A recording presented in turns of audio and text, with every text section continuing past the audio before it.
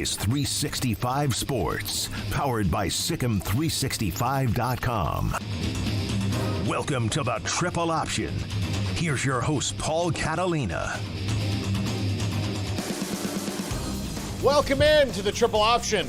Today we hope to do more than 6 minutes. What? Yesterday we had a computer snafu with Pierre Nugent. It wasn't his computer. It was our computer. We had a snafu. CloudStrike. Yeah. I blame CloudStrike, even though we're Apple. We're yes. Apple, so I don't think that's necessarily a thing. But yeah, CloudStrike. You know what? I made fun of CrowdStrike. CrowdStrike. I made fun of them, so they hit back. Yeah. They hit back. I shouldn't make fun. Well, I'm flying Southwest also this week to go to Nashville. Unbelievable turn of events for that company. I know, right? So we simply did not update our computers, so we're still up in the air. Yeah. We were simply living in the Stone Age. Yeah. Worked out for us, dummies. You make fun of Windows 95, Yeah. but guess what? Yeah. You can email that complaint to Southwest Airlines at altavista.net. Yeah, I was going to say Windows Vista. Still running on an AOL account. Yeah. You can IM us. Please do that. Southwest Airlines, we're the only people still on it. It's just your ticket stubs are printed off on Microsoft Paint. Yeah. But no, that's a weird thing. I got caught up. And I got lucky. So a couple years ago when that happened, it was Amanda had gone up to Nashville before me, and then we had to go and work at the Armed Forces Bowl, or as I like to call it, the worst day in the history of America. It was, not really for Air Force. It was a great day for them. Oh, they had a hell of a day. They had a great day. Emery was there that day. You weren't there that day? Yeah, Emery was there that day. I wasn't. I stayed back in the studio. Garrett was like, hey, my kids, blah, blah, blah. Not supporting the troops, huh? Yeah. Blah, my man. kids, we've got something, and you're going to need somebody back here in case everything goes wrong. And we were like, he's right. He's right. And guess what Garrett was doing that night? Snuggled up in a blanket. Enjoying myself. Enjoying his life. And me and Emery were cold. I was cold from the minute I walked in out of my car. My hands never got warm again until I got to my hotel that night. Yeah. I woke up in the morning, got in the shower, and then I come out of the shower, and I have 45 phone calls from my wife. And it wasn't like I took a long shower. It was just like, all right. And she's like, where have you been? I'm like, I'm in the shower. And she's like, well, your flight's been canceled. I was like, huh? I just checked it. It was good before I got in. And she's like, yeah, it's been canceled. And so then it looked like all these Southwest flights were canceled. So then she found a first-class ticket, nice, on American for $500, and then we found the return flight for the same amount for each of us. So for $1,500, which Southwest eventually paid for, we flew first class on American. Because coming back, we wouldn't have been able to get back either because they still weren't up and running a week later. Because they have to give you a certain amount of 8 hours notice if they're going to cancel your flight. Anyway. Yeah, there's all these laws that they have to follow now, which they didn't in the past because they lived without repercussion. Yeah. I just get this picture of a United Airlines guy doing 3 lines of blow and going, all right, here's what we're gonna do. We're not gonna board the plane from the back to the front like we used to. Right. We're going to sell upgrade packages, and we're going to board them in groups. So row 1 can board the same time as row 12, as row 36. It's going to be wild, man. Just wait till you see it. People will be fighting over, just wait to the end. Just wait to the end. Wait to the end, right? And then it's going to be people shoving the overhead and fighting with the stewardess. Oh, it's going to be great. Give me another bump. Southwest employees are doing ayahuasca. What if we all boarded whenever? Yeah. By the way. What if we all boarded unilaterally? Yeah. Then maybe you fight over a window seat. Yeah. Here's the thing, man. Here's the thing. If you go on the app, right on time, A boarding group. If you get a little late, B. Yeah. If you're just negligent, then C, but you might find it might work out for you. You don't know. Yeah. That's life, man. Or even if you wake up at 8 a.m. when your flight is and you immediately by 8:01 press reserved seat, it could give you C still. I don't know. Yeah. You don't know. Or, you know what we're going to do, just in case you're, like, super panic about it? $25. Yeah. Just $25. What do you think about that? $25. You want it? The People's Republic of Southwest Airlines. which then, collapses in on itself. But yeah, that was nuts. I love that we get to start out with airline talk on any show. What's the deal? Hey guys, have you seen this? Have you heard about this? Sorry. Uh-oh. Sorry. Have you heard about these airlines?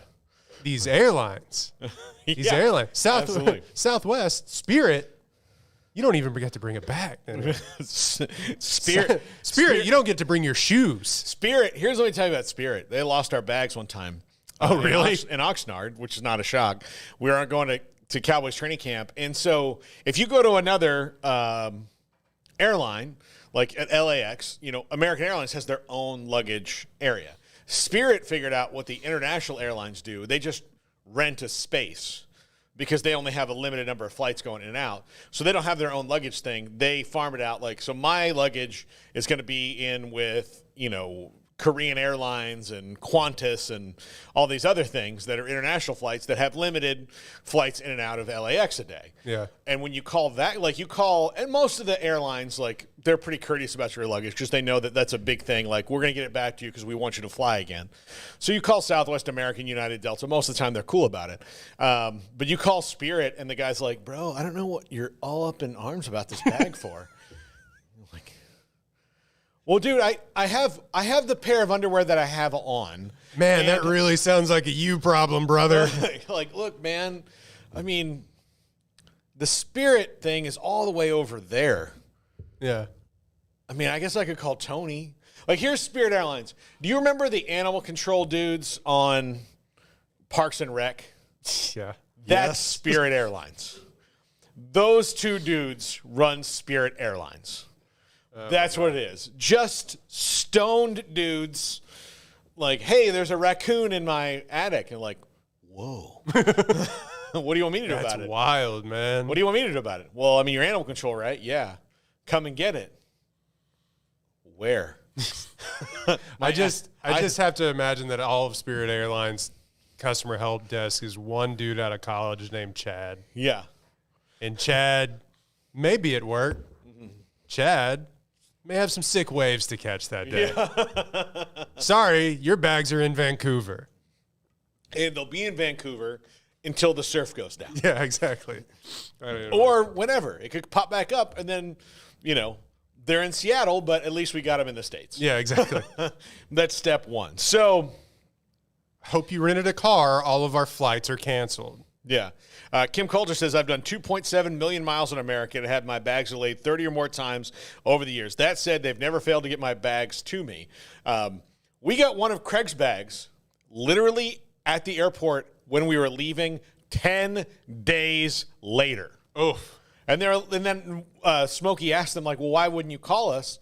When did you have it? And they said 6 days ago. And it's why did you call us? And well, you told us to just leave it here. And we're like, why would anyone do that?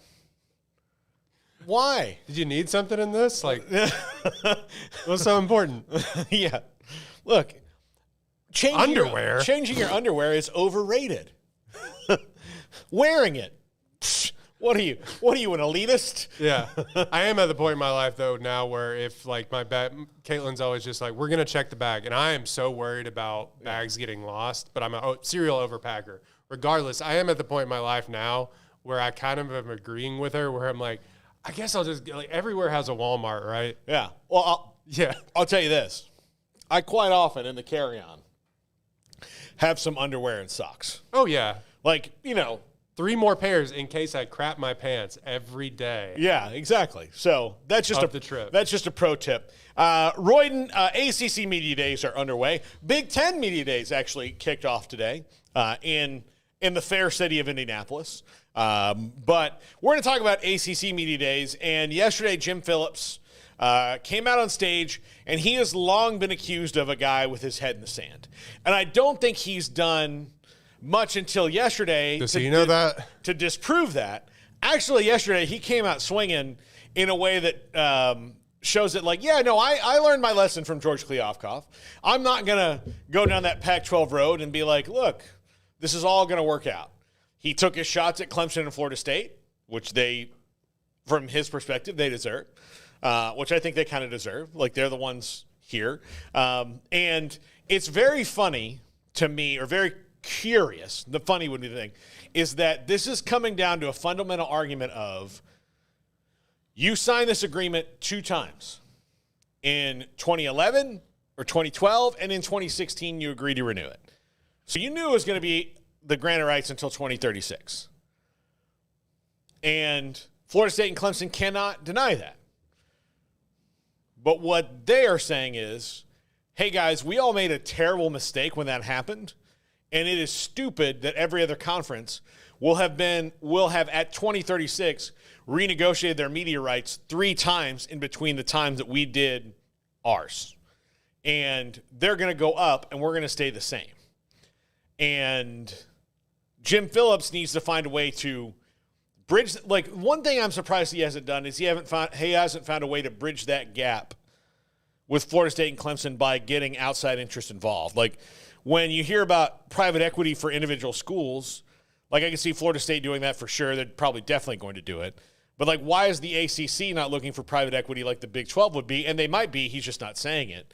Like, why would you not try to do that and keep the conference together? There's so many questions, but I thought – if you know you're already taking a bath on this, like, I have some qualms with bringing private equity into this in general, but, like, if you already know you're taking a bath on it – well, I mean, you mean a last-ditch effort, Hail Mary. But Brett Yormark used the word bespoke to the Big 12 when he was when he told us private about equity. Yeah, so it would be whatever deal we make would be specifically tailored to the Big 12. It wouldn't be like, well, this is what we did for Hooters, and this is what we did for Spirit Airlines, and this is what we did for yeah, well, Hooters might need its own shot of private equity. Yeah. Anyway, yeah.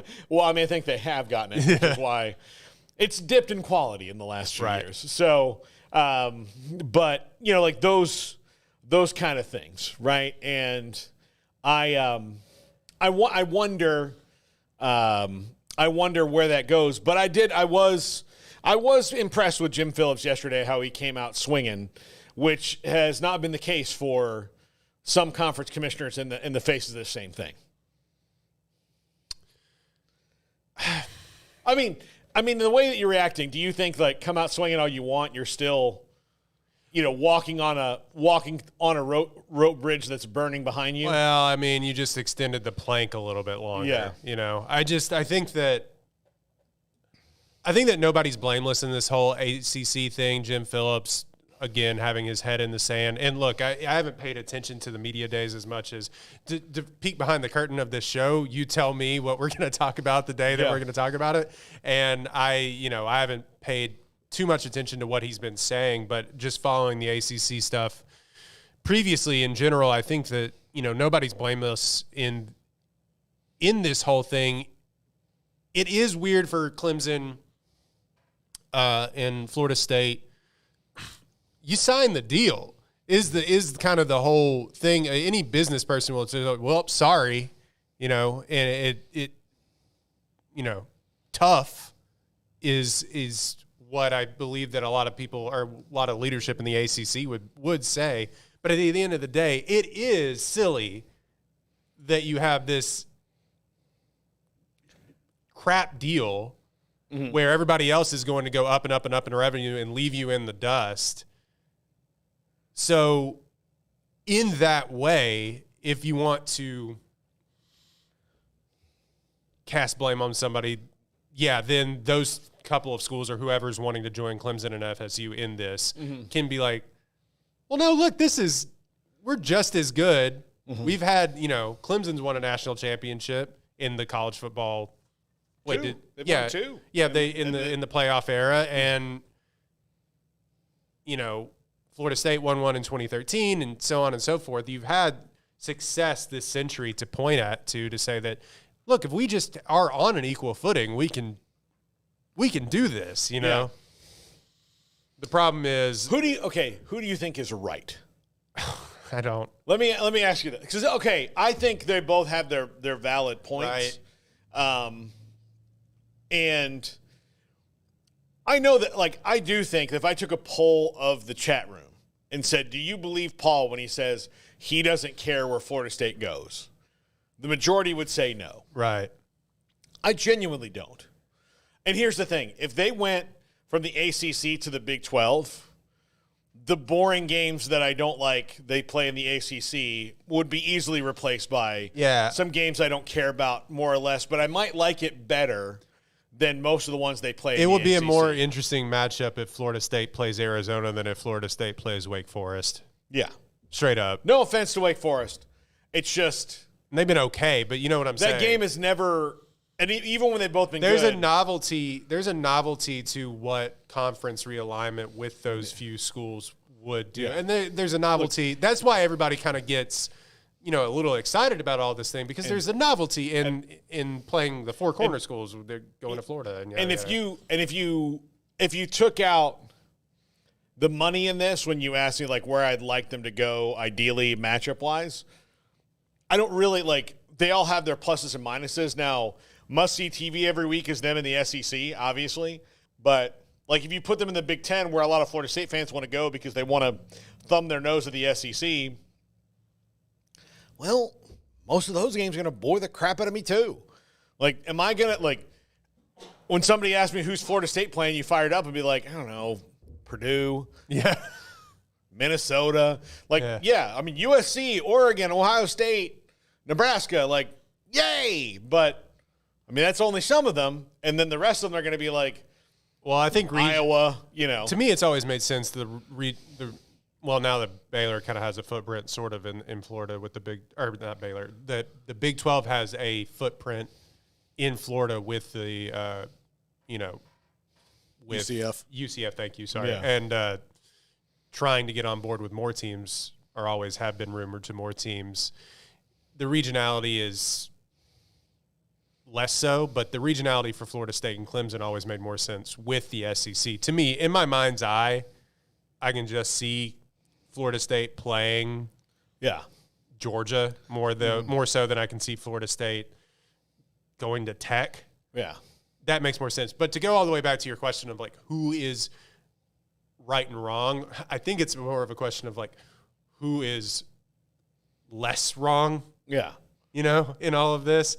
And I think to that point, because of the success and the popularity of the programs, who is less wrong in my mind's eye are the schools. But to that end, again, like I was saying, you did sign a deal. You had to have known that going to 2036 without renegotiating. That's where I get confused. Like, I get that 2036. You may not be alive in 2036. Why'd you do that? Well, I mean, you're going to sign a like at the time was like an 18-year grant of rights in 2016 or 2014. Like they signed a 20-year grant of rights in 2014, whatever it was. Like they essentially signed a 20-year grant of rights, and then no one else did one like that. Like, we like not even the Big 12. Not even the Big 12. Who's falling apart, actively falling apart when that happened. Like they'd lost 4 teams. They didn't even do a 20-year grant of rights. So if I was them and looking at that, especially when they renewed it again, I'd been like, well, it just shows a remarkable lack of foresight. And also, university presidents really shouldn't be making these decisions. They really shouldn't. This world changed around them, and they all had jobs that were like, well, we just got to make sure that we're, solvent and above water, and our programs are taken care of, and we're compliant with these laws, and people like what we're doing, and we put effort into it, but they never thought of it like, oh, hey, it's going to be this massive, big business. Mm-hmm. And then when you come and tell them, like, hey, here's what's going on. They're like, well, you know what we should do? We should sign a 20-year grant of rights. That way no one can leave. And then none of them go like, well, what if it happens in between now and then? And they're like, pish, posh. Why would that happen? Why would that? It's happened. This isn't going to turn into a billion-dollar industry. Yeah. Oh, no. Yeah. Oh, no. Yeah. And then what are you going to do? Stab me? Said man who was stabbed. The second deal was pretty much they sold their soul for the ACC network. They wanted the network so bad. Which is like 3 channels on a cable package, and maybe you get more stuff on ESPN Plus. Yeah. So sometimes it's on YouTube TV. Yeah.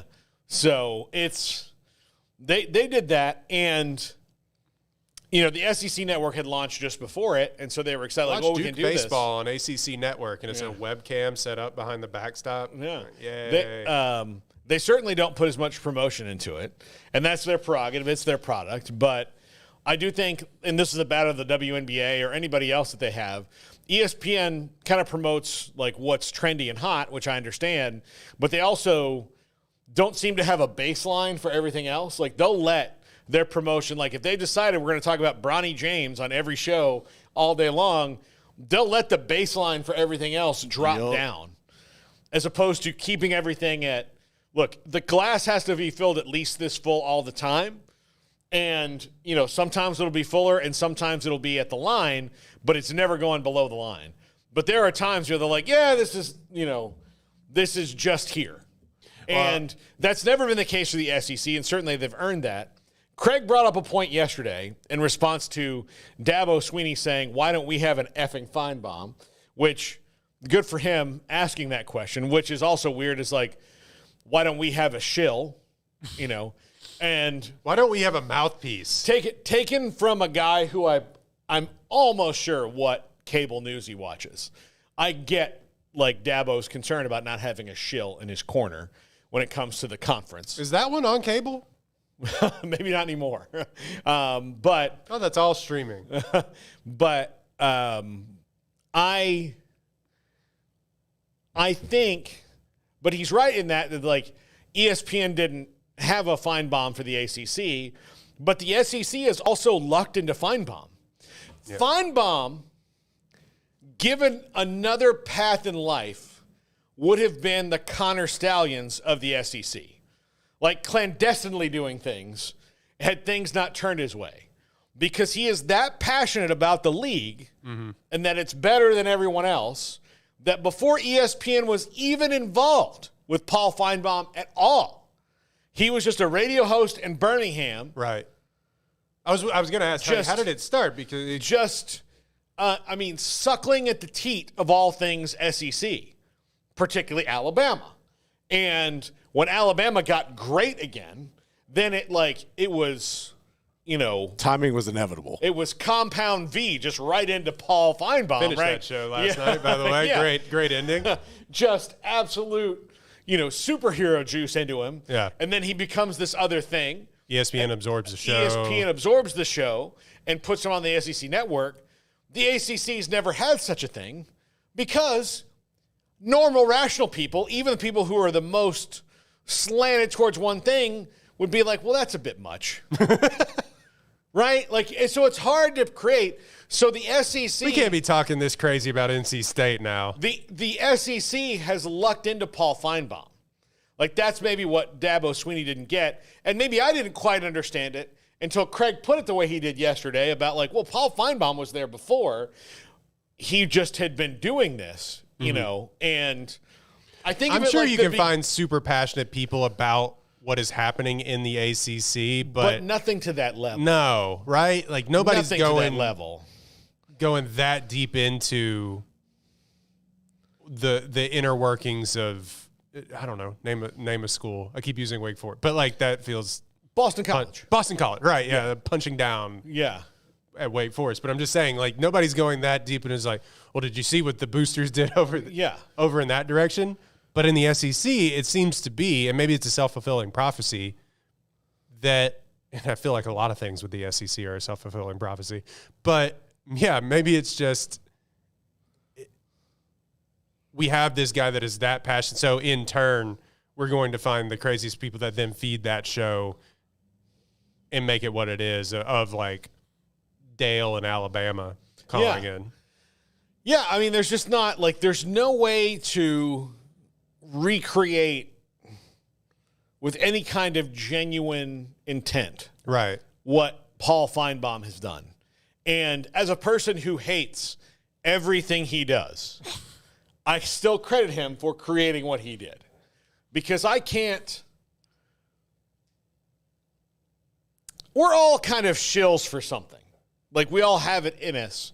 But the difference is that some people were like, well, I'm not gonna do that. Like, that's just silly. There are people who, especially in the media, who just know their bread is buttered by being unabashed. The thing I like is never wrong. Right. The thing I like is never wrong.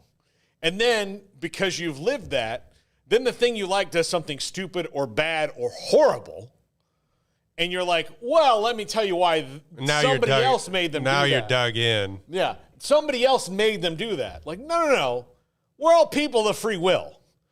You know, like, there's, like, people make their choices. Like, this is why, like, and which is why you hear people in the SEC media, like, every time it comes down to the SEC versus somebody else, they can have yeah, but, you know, this is better over here. Mm-hmm. And they are buoyed by their national championships, but they're buoyed by one program in particular. Mm-hmm. And that's where you will net, like, the SEC people, well, I mean, they're part of the SEC. Yeah, but, you know, had a couple of times another team won that, you guys wouldn't have the same juice that you have right now.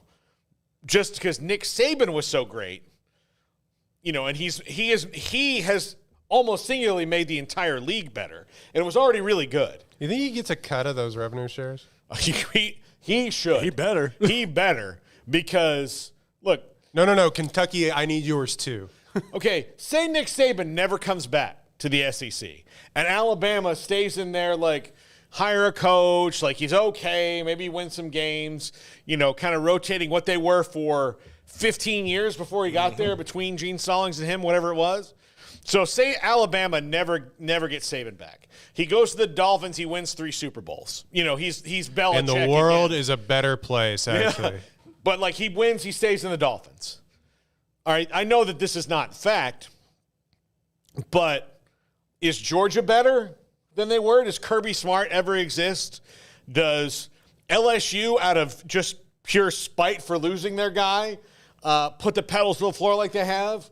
Look, Florida was great under Urban Meyer, but he was already Saban kind of ran him out. I mean, I think you could, if you're going down that, you could even say, would Texas be back because Sark would have not gone through the rehabilitation program? Would Ole Miss be in a position to have the best season arguably in their history this year because Lane Kiffin went through it? There's so many variables. Nick Saban school for coaches that want to learn how to coach good and do other things good too. Yeah, absolutely. So the SEC has been totally rebuilt or accelerated by Nick Saban. And, you know, not to say that none of those schools would have won or not. Somebody's got to. What's the principle of if in a vacuum something is, or a vacuum is left, something has to fill its place? Yeah. I forget what the name of that principle is. Yeah. And maybe I'm just making that pseudoscience. But like, maybe, you know, okay, maybe it's Jordan. Like, maybe Rick gets off the schneid or whatever. Yeah. And but it's probably not. It's not to that level. The next level dominance that Alabama was. Yeah, it's not Bear Bryant 2.0. It's not what that is.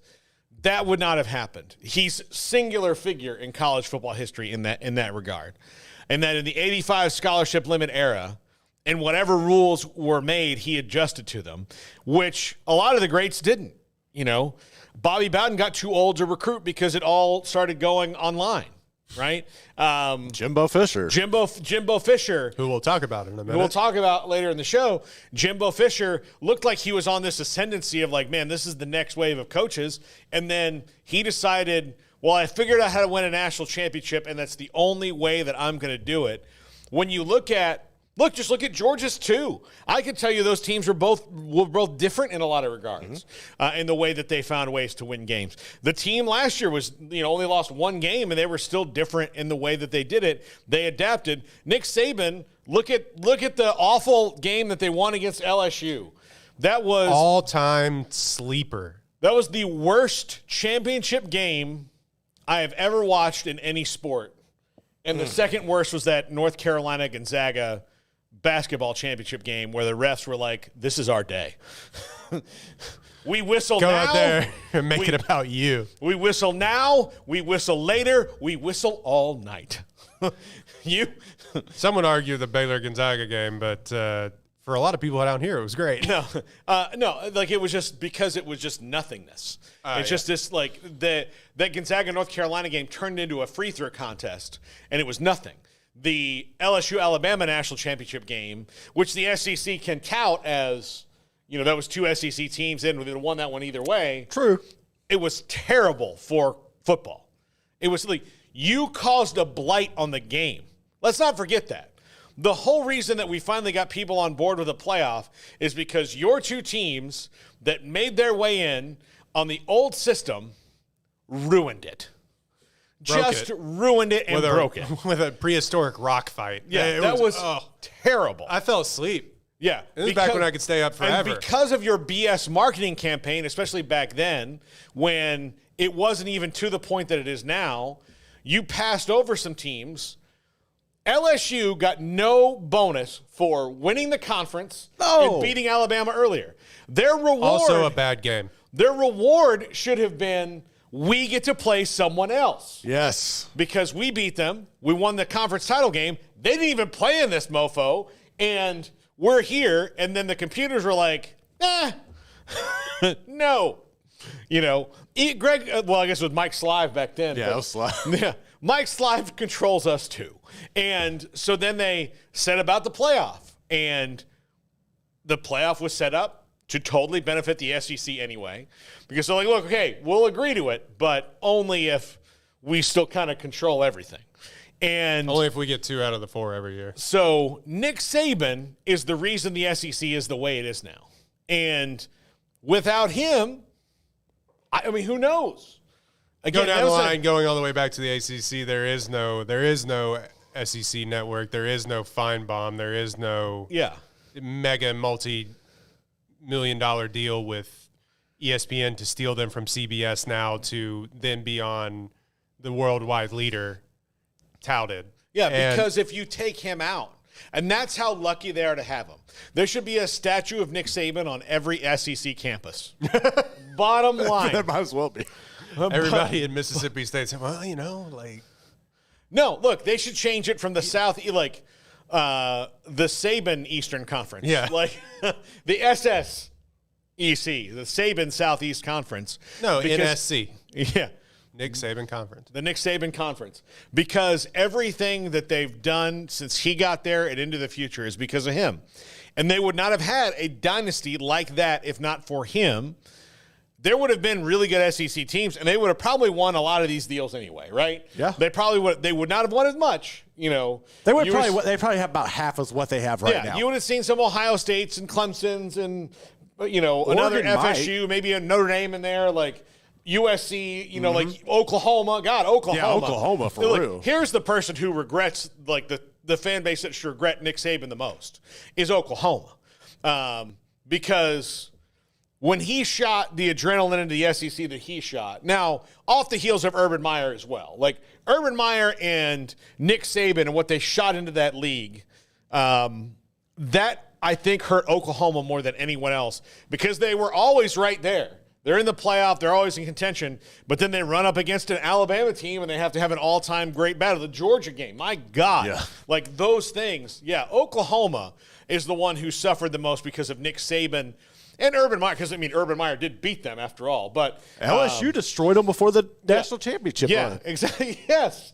Yeah, all of that. And 1 million Oklahomans all cried out, and then we're silent. Yeah. They're the ones who, more so than Texas. Oklahoma, when Texas called up and said, hey, the SEC wants us, and yeah, we can't beat them, we're going to join them. Yeah. We have to. We get there, I'm tired of this, Grandpa. I'm sure they told Texas, I know you guys haven't experienced this since 2009, but you guys lost to Alabama. They lost to Nick Saban, Dude, too. It's hell over there. Have y'all 2009, you might remember this, but that was a long time ago. So it's been 12 years. But in that 12 years, every time we go over there, we think that something good's going to happen, and it doesn't. Mm-hmm. We're all excited, oh, hey, we got the Heisman Trophy winner. And they're like, this year. Cool. Yeah. And they all said, so? Good deal. All right. Yeah. I think we'll pair you with a nice Chianti. Yeah. Like, we're just going to eat you alive. And I can't wait to get a bike on Chris's. Oh, no, socks.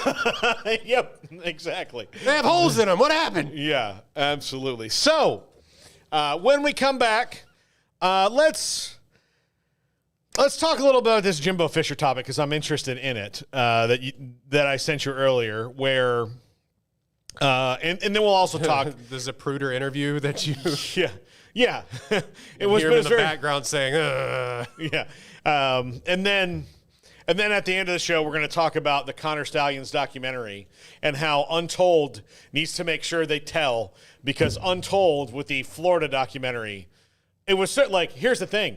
That was the best thing. Like, everything that was in the Florida documentary, I don't know if they know this, was pretty told. It's the same for the Malice of the. We did a movie review on the Malice of the Palace thing because we didn't really have anything to talk about that week, and it was just like, hey, we knew all this. Yeah, their documentaries are for people who are starting from zero. Yeah, just missed it. Just missed it. Like, you watch it and you're like, man, I can't wait to hear this story. And then it's like, Urban Meyer's like, yeah, we had a couple bad kids, but I wouldn't kick them off the team because one kid committed suicide. And like, so I'll like, he did that because of me. I'm like, okay, buddy. All right. Couple of bad eggs, you know. Yeah. Oh, that bad. Oh. No. Oh, no. We were classy dudes. The top 1% of the top 1%. You know, that kind of a thing. The Johnny Manziel one was interesting to hear him tell the stories out loud, except for the fact that most of them you're like, well, yeah, I knew that. Yeah, that played out on Twitter. Yeah, I saw that happen. It's interesting to hear it from your perspective. Drake tweeted about that. We all saw it. Yeah. Yeah. Yes, we saw the picture with Katy Perry. Look, in the day and age of like things playing out in social media, like we'll go on about it, but with things playing out in social media, you got to be deeper than surface level on these documentaries. Yeah. Yeah. The Tim Donaghy one was good. But that happened before social media. Yeah. So there's a lot of stuff that we didn't hear. So, and his archives on page 2 of ESPN continue to get thrown into the nether regions. Yeah. Absolutely. Netherworld. We lose receipts every day. Yeah. So when we come back, we're going to talk a little bit about Mike Elko and Jimbo Fisher and the immediate thing that the players have said about Mike Elko. It's very, very sharp criticism of Jimbo Fisher, and maybe one of the worst things that you can say about a head coach. We'll talk about that next. This is 365 Sports. If your business is like most, you need things done quickly. But if you're still tying your critical applications together on multiple shared public networks, you've probably been feeling the slowdown. And that's no good for business. A private UPN fiber network can get you and your business moving at the speed of light. Whatever you need, we can build it. Internet, Metro Ethernet, Waves, dark fiber. We deliver custom private networks and are focused on business customers only. Our next generation 100% fiber optic infrastructure offers you low latency and ultra scalable bandwidth with speeds up to 100 gigabit to run your critical applications. Your connection won't be limiting your performance anymore. It's diverse and scalable, so it can grow and change as your business grows and changes. And with a secure carrier-grade private network, you'll have all the reliability you need. Contact UPN today to learn more. Fast just got faster.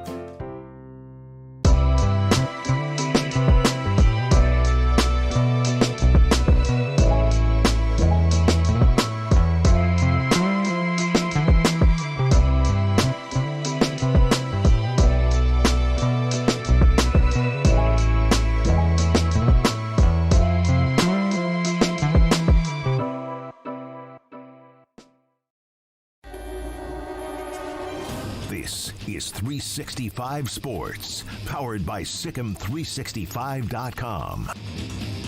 Welcome to the Triple Option. Here's your host, Paul Catalina. Welcome back to the Triple Option. Thank you, Roy Ogletree. I'm Roy Ogletree alongside co-host or owner, or what would you even call yourself? Lord of the show? Let's do that. Okay. I'm fresh off of this week's House of the Dragon, so Yeah, Lord of the show, Paul Catalina, Lord of the realm. The Prince who was promised. The prince who was promised. What else did they say? Khaleesi? Wait. No, that's not it. Oh. Craig is the Khaleesi of our show because he's the dragon. I'm Khaleesi mother, like the dragon mother. dragon. Yeah, I'm more of the Eddard Stark. Eventually, I'll get beheaded. Yeah. I'm the most famous actor on the show, but I'm not gonna make it past season 1. Man, I really love Sean Bean in this. Oh no. Is it Sean Bean? Yeah, Sean Bean. Sean Bean, Yeah, Sean Bean. Lord of the Rings. Also died in that. National treasure. Did not Did die not in that. die. I thought he was going to die. Did not die in that. Did not die in that. So last week at SEC Media Days, and it's just not a topic that we didn't get to, but Trey Zune, an offensive lineman at Texas A&M, said, what's the big change between Mike Elko and Jimbo Fisher? And he said accountability, which that is the I'm not mad, I'm just disappointed of. So Player answers, right? That's one of the worst things you can say is that there was no accountability. And that came down from the top. And if you're wondering, here I'll translate for you. Jimbo hired an offensive coordinator to call Jimbo's plays, not to call his plays and do like what everybody wanted to do was innovate. a shot in the arm. Yes. So he's like, here's the playbook. You're going to call the plays. So basically, Bobby Petrino's just up there reading, like, all right, here's what we're going to do. Why sprint? Yeah. And then Jimbo's like, no. X flag. No. Yeah. Do whatever. All go. Yeah. Running back left, running back right. Yeah. So, but Jimbo Fisher, when people asked him about like, hey, do you worry that your system's been figured out or it doesn't work anymore? It needs updating. And he's like, no, the system works. And it's the players that have to do it. And you're like, wow, that is a starting lack of accountability on your part. So when you refuse to hold yourself accountable, that quite often trickles down to everyone else. Because when finger pointing starts, it's a never-ending circle, right? If you've ever been in an environment where you have somebody that's like, well, hey, could you do this? Like, well, that's not my job. Yeah. And then everybody underneath that person will find a way to push it off on a person lower beneath them until there's this one poor sap at the bottom of shit mountain. Yeah, right? well, until it gets all the way back up to it circularly gets all the way. Exactly. It didn't get done, and so now it goes back to your boss. the big rock got pushed back up the hill. Exactly. And you're like, how did this happen? Sisyphus won. Because this little guy here got mad enough to where he's like, no more, or he left. And you're like, yeah, like, hey, where at the what is this gun? And like, well, Tito's gone. Like, well, what happened to Tito? Oh, we gave him too much work and not enough money, so he quit and went somewhere where he was appreciated. That's what happened. Jimbo got so focused on, he was clear, like, he didn't change the offense from Florida State to A&M at all. You could watch 2016 Florida State and 2022 A&M, and it's the same formations with lesser players. And he was getting and good players at A&M. Yeah, well, that was the 2016 was post Jameis, but like, but even 2013, like he was doing all this, and then he never got his Jameis. Now, one of the things I've come to learn about Jameis is a fantastic teammate and a leader of a team who holds a lot of people accountable. And if you've ever watched Jameis and Jimbo, Jameis was the only quarterback who Jimbo would yell at, and Jameis would go, no. And guess what happened?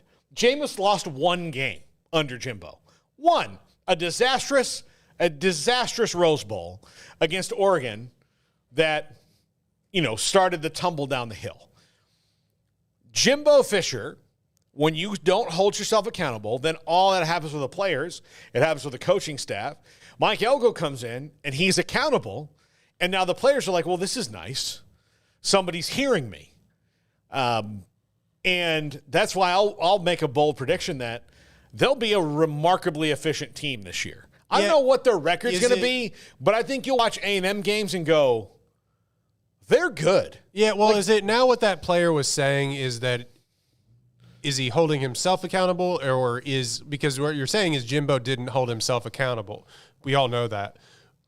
Is it that, or was that player saying that he's holding – Elko is now holding the players accountable? I think he's holding the players accountable, but I do think that also speaks to the fact that the reason that Jimbo didn't hold the players accountable is because he wasn't able to do it for himself. So that's where it comes from. Yeah. That's where it comes from. I think he was saying, and I think he's saying also like Mike Elko has some accountability. And look, when Mike Elko left A&M and went to Duke, they kind of spiraled out of control. Because the defense was on lock with Mike Elko. Garrett, you'll remember. Mm-hmm. And then it became not that way, even though it was still never that bad.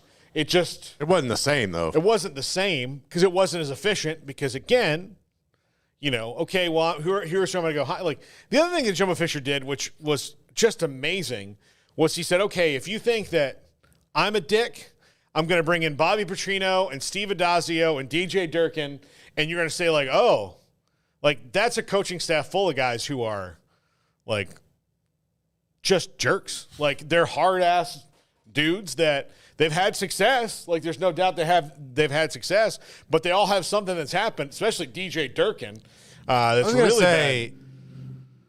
Like, big yikes on a lot of that stuff. Yeah, exactly. So now you've got a coaching staff of, like, Mike Elko and young guys and Colin Klein and, like, the people they have. Yeah. Like, it's a shot in the arm. So, Garrett, look, you're our resident SEC guy because of LSU.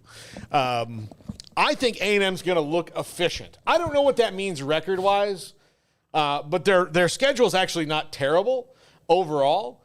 So I think you're going to see a team that looks remarkably efficient. Whether that means they're going to win a whole lot or not, they might still be kind of on the bubble of being good, but I think they're going to look better in being whatever they are than they had the last couple of years. Yeah, I don't necessarily think they're going to have like the stout playmakers up front on the offensive line like they've had. I think there's going to be a lot of turnover in there, but when you get down to it, I think Carter Wigman inside this offense, kind of like we touched on the other day, I think he's going to be super efficient at Colin Klein's offense. And then when you are able to get a guy, that's the thing to me. It's like I don't think we really understand having Colin Klein's offense in this with the skill set players that A&M has. If you could get Ruben Owens and them flowing, they could be really good. I think they're really going to be a defensive-oriented team first. I think they're going to be really sound. I think they're going to look, honestly, kind of like an old-school Big Ten type of team where we're going to get gritty, smash mouth. We're going to do the physical things and beat you by being more sound and technical than necessarily out-talenting people. And I think that's really going to be the difference in what makes A&M tick this season. I think Mike Elko can raise a program ceiling. Like a good coach can only raise a program ceiling by about 2 games. Mm-hmm. That being said, he got Duke to where they were going to. Their ceiling was what I think A&M's got a high ceiling. That's what I'm saying. Mm-hmm. Duke's ceiling was just because of the amount of talent. And this is no shot at them. And, of course, they have players drafted, and now their quarterback is going to go be the quarterback of Notre Dame and so on. And so they had talent, but he's going to Notre Dame, right? He went to Notre Dame, right? Yeah, he's at Notre Dame. Yeah. And so the ceiling of that team was where I think he got them to last season. And if he doesn't get injured, if their quarterback Riley Leonard doesn't get injured, maybe they're even better than that. They probably, if Riley Leonard beat Florida State, they probably beat Florida State. Yeah, probably. So there may be 1 or 2. As a matter of fact, he got hurt on a drive where they were about to score a touchdown, and then they put the backup in, and they went straight backwards. Yeah, I think think they didn't get your field goal. So I think Elko, because of the way that he coaches, is like can raise a mediocre team to being efficient and good. Some coaches are able to do that. And there's a sliding scale of this. Like, could Kirby Smart probably raise your team 4 or 5 wins from what they were going to be? Who knows? But I think that what Elko brings, the grittiness, toughness to it, and this is just all,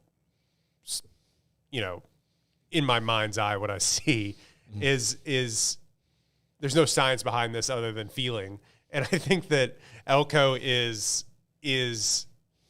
that kind of coach where it will go up a couple of games because of just how hard-nosed they play. But with A&M, because of the talent, that could mean that they run into 9 wins. Yeah. What I envision them being, when a new coach comes in, there's always the possibility that, oh, no, it didn't go right. We didn't install correctly, and we're 4-8. That being said, Elko gets them because of his coaching ability and the way that he coaches, I think gets them bowl eligible first year. Yeah. And that's, again, totally based on feeling alone of what I've seen from him in the past. I'd have to go back and look at his record when he first got to Duke, but you're also you're starting from a different baseline than you are when you go to A&M and the recruiting and people that he was able to keep and so on and so forth. A&M, and this is true, this is not hyperbole, this is not Aggie talk. Their ceiling is whatever they want it to be, but they also have to be the ones who get out of their own way.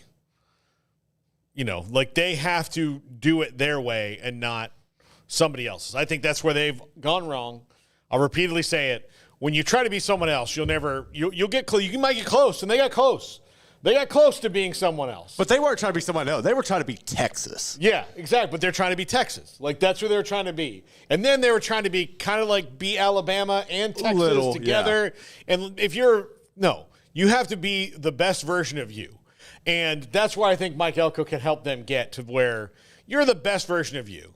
We're going to get Jimbo Fisher. He can do that. The idea that, he can do it at FSU, we can do it here. Well, no one's ever done it there. Jimbo Fisher rebuilt FSU, but he had a dude with 3 national titles that built the program into legendary status. So it's not like he did all the legwork. A&M was needing somebody to do all the legwork to get them, Jimbo inherited an elite culture at Florida State. Yeah, an elite, fan base and so on and so forth, care for the program. Yeah, I mean, look, A&M, but they have, people know what it tastes like. He had if he was a chef and taking over for another one, they're like, listen, you better keep that lasagna recipe the same. Or if you change it, it better be additive to it. We better be more oregano. Vito never used this much ricotta. It's much better this way. Those kind of things. He had that bar to clear. All right, as we wrap up, let's talk Connor Stallions documentary. I was hoping to play the game. No, we don't have time to play the game. We gotta work on the game. We gotta work on the game. We gotta maybe do a dry run with the game. We'll do a dry run. So this is just gonna become a bit. Sorry to Matt Damon. We'll do it. We'll do it next week. We'll do it next week. Which Royd will be the first show of next week because I will not be here on Monday.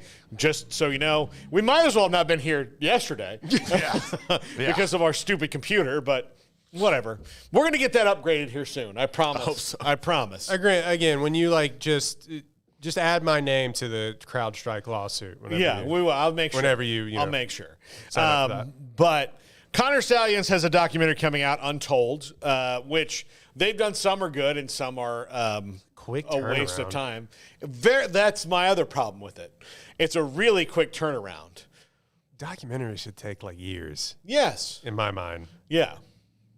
Unless, of course, it's the free solo thing where you're filming an act of somebody doing something. I'm going to go surf the biggest wave possible. Yeah. I'm going to climb the tallest mountain. Yeah. You know what I'm saying? But in a research-based to go backstory, back, not everything is out about the Connor Stallions thing. I just watched last night a 3-part documentary series on HBO called The Black Widower, which was really good. I haven't even heard of that. Oh, dude. So it's about this dude, Utah and in Las Vegas, that's been married 6 times. 4 of those wives are dead. Oh. 1 died of liver cancer. 1 died of a heart condition. And 2 were killed. And he got off for killing the first one. And the second one it's a whole thing. It's fascinating. It's fascinating. It's really good. And all this stuff goes back into the 80s, the late 70s, early 80s, until literally a year ago when the case was finalized and this thing is wrapped up. So there's years of research done on this thing. Years. As opposed to months of research done on Connor Stallions. Connor Stallions was fired like 6 months ago. Yes. And now there's already a documentary about it. And here's the other thing. You're not going to get Jim Harbaugh to talk about it. No, he couldn't be bothered. Yeah. You're not going to get any of the current coaches to talk about it. No, they may still be sanctioned. You're not going to get any of the other coaches to talk about it. From the other teams that let him roam the sidelines? I mean, they might have some of that, but you got to be careful because that might come across as sour grapes.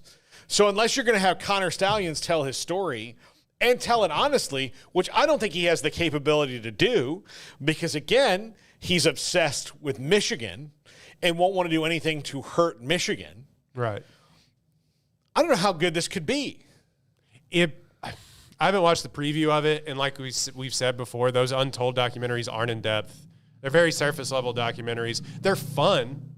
I've seen from the ones that I've seen, they're fun and look good, and it has that Netflix sheen on it, and you can just pop it on your TV and stream it in 50 minutes, and you ingest it and nothing more. It's really, really baseline documentary filmmaking, not to besmirch the name of whoever is like running those shows. It's an entertainment documentary more than it is they're not as good as like the hockey one about the mafia don that and it's not even as good as the early 30 for 30s. Yeah, which I think are kind of, to me, like the paragon of this kind of sports documentary. Yeah. Now it's not like Hoop Dreams or anything like that, but you're not going to. And especially if they paid him to talk to, which is a whole other thing that some of these documentaries do. Oh, we're not going to get him to talk, so we got to give him money, Well, they traded, I think with Urban Meyer and Tim Tebow in particular, they needed them on the documentary. If there was no Tebow and no Urban Meyer, then why am I watching that? Right. Right? I go back and forth on what you should do on, if it's journalistic integrity or if it's, we just have we need to make this documentary and we cannot make it without these voices. So I don't know. So this is how we're going to make our money on this. Right, exactly. And I would be willing to bet that there are people who worked in that documentary that are like, well, there's a lot more here. And I'm sure they asked and were told you want me in this. You want me in this, then I'm not going to do that. We're not like Urban Meyer. I promise you Urban Meyer's agents came back with these are the things we're not talking about. Right. This is, or we talked about that. I need you to cut that. Somehow had editorial view. Editorial,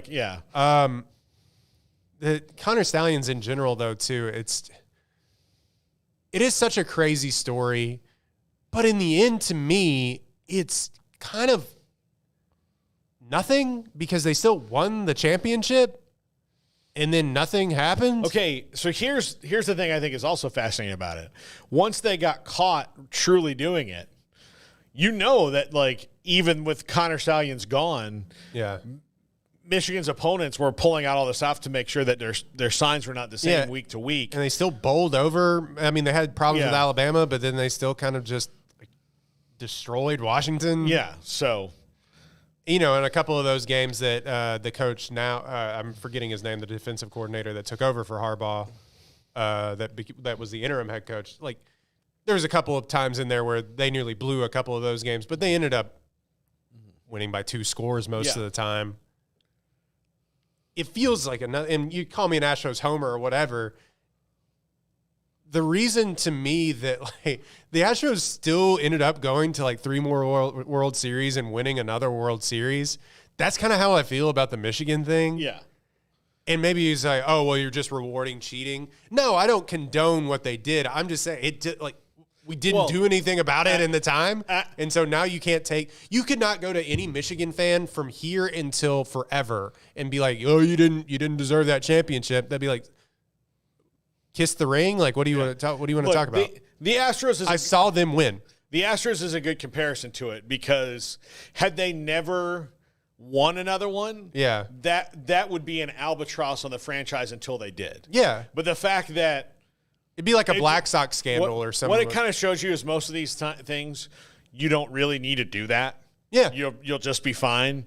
And then by doing what they were doing, it was just excessive and Silly and thumbing their nose at the game. Yeah. And then their response to it, because they knew they were going to be really good again and didn't really need it, was like was just like they Jim Crane especially was the biggest jerk about it in the world.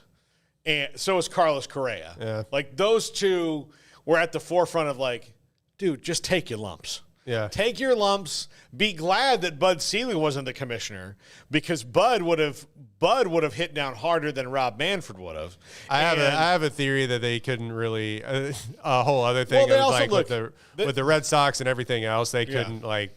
Look, the only reason the Red Sox scandal wasn't as bad is because they didn't have the same room. Yeah. Like Fenway's old and small. Like Minute Maid Park has all these rooms that nobody ever uses. I also think the reason that the Astros thing was like so, like, and it's still because it was so stupid. Yeah. We're going to say they hit a trash can. It's so dumb that everybody's latched onto it. Yeah, the Red Sox weren't hitting trash cans. They were just like stealing signs. And then Apple Watch, yeah. And the Apple Watch. And then when they got rid of the Apple Watch, then they were just like, well, we're just going to signal it into the guy on second or the third base coach. Yeah. So that's what they were doing, which that makes it like a little easier. I think that's why they got away with it, because like everything had kind of already happened. So they were like, well, we're not banging on a trash can, so it's not that egregious. Apple Watch is over, right? Yeah. And then they just kind of had to do it the old-fashioned way plus. Like they have the video, so they know the signs. So now they're just signaling into everybody what it is. Right. No, I mean, I've come up. So stupid. That's the most embarrassing thing, is that it was so dumb. Honestly, yeah. I'm not really even that mad about the thing. Well, I'm just like, that's so stupid. That's where like do cooler. Be cooler about it. Yeah. And then like it Just comes out about like bang on the trash can, and then the Astros like, oh yeah, how can you prove that? And then like every game, you got a video.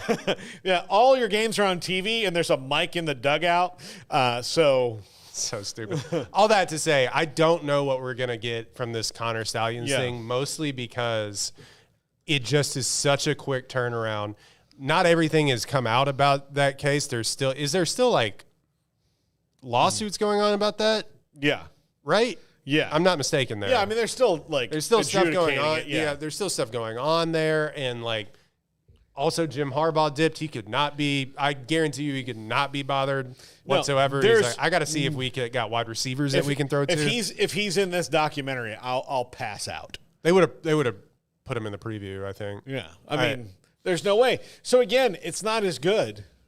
Here's what I'll tell you: untold Connor Stallions without all those players is the Sony Spider-Man universe. Yeah.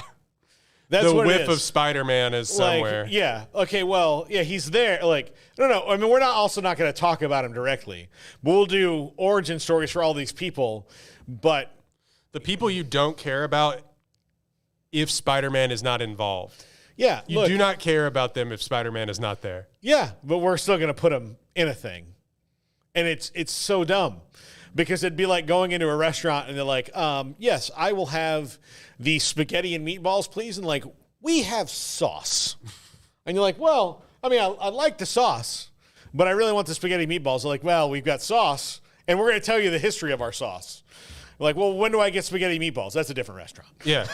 It's different altogether. What did you think you came here for? Yeah. That's going to do it for us. Royden's back again next week. Peace and love, everybody. Bye. If your business is like most, you need things done quickly. But if you're still tying your critical applications together on multiple shared public networks, you've probably been feeling the slowdown. And that's no good for business.